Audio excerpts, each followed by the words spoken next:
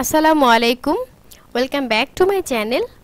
আমি আজকে আপনাদের সাথে যে রেসিপিটি শেয়ার করছি তা হচ্ছে মেয়োনিজ। মেয়োনিজ সাধারণত আমরা বাজার থেকে খুব চড়া দামে কিনে খেয়ে থাকি।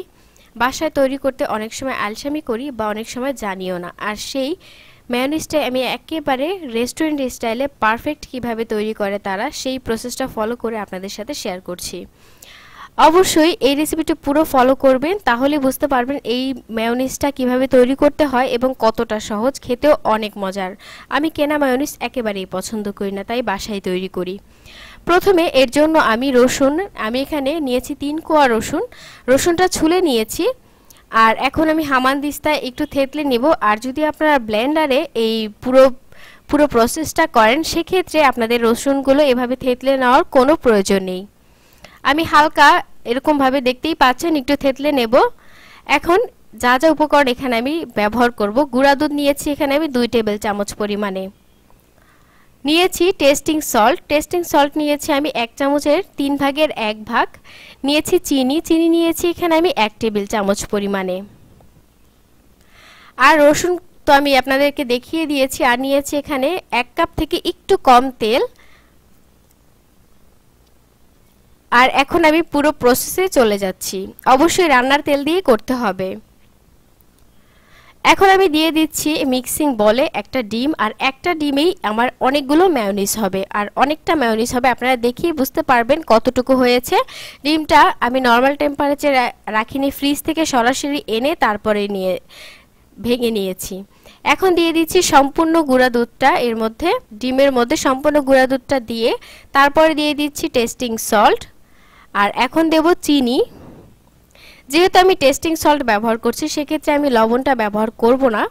আর দিয়ে দেব রসুনের যে আমি থেতলে নিয়েছি বা বেটে নিয়েছি, সেই রসুনটা আমি দিয়ে দিচ্ছি।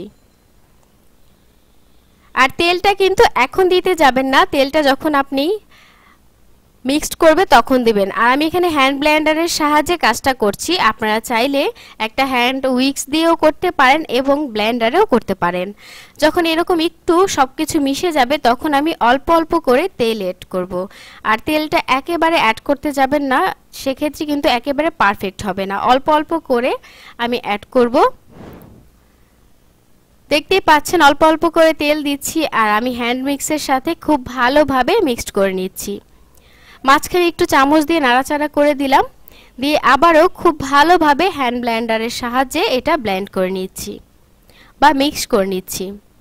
এই পর্যায়ে দেখতেই পাচ্ছেন একটু থিকনেস চলে এসছে। এইভাবে মিক্সড করতে করতে আমার এখানে টোটাল মিক্সড করতে 7 মিনিট লেগেছে। আপনাদের যদি হাই হিটে করেন, সেক্ষেত্রে আরও কম সময় লাগবে। আর এভাবে করে মিক্সড করে নেওয়ার পরে এটা একদম ঘন হয়ে গেছে। আপনারা দেখিয়ে বুঝতে পারছেন কেমনটা হয়েছে। এখন আমি একটা সার্ভিং ডিশে সার্ভ করব। অনেকভাবেই কিন্তু এই মায়োনিজটা তৈরি করা যায়। আমি যেভাবে তৈরি করলাম, একেবারে রেস্টুরেন্টে সাধারণত এভাবে করে তৈরি করে। আর আমি এটা রেস্টুরেন্টের একজনের কাছ থেকেই শিখেছি, আপনাদের সাথে শেয়ার করলাম। চাইলে আপনারা এখানে একটু ভিনেগার দিতে পারেন বা লেবুর রস দিতে পারেন, হাফ চামচের মতো। আমার কাছে ভিনেগারের স্মেলটা এটার মধ্যে ভালো লাগে না, তার জন্য আমি দেই নেই। ভালো লাগলে অবশ্যই আমার চ্যানেলে লাইক করবেন, কমেন্ট করবেন এবং শেয়ার করতে ভুলবেন না। যারা এখনও আমার চ্যানেলটি সাবস্ক্রাইব করেননি, অবশ্যই সাবস্ক্রাইব করে ফেলুন এবং পাশে থাকা বেল বাটনটি ক্লিক করে দিন। এতে করে আমি যখন ভিডিও আপলোড করব, সবার আগে আপনার কাছে পৌঁছে যাবে। আল্লাহ হাফেজ।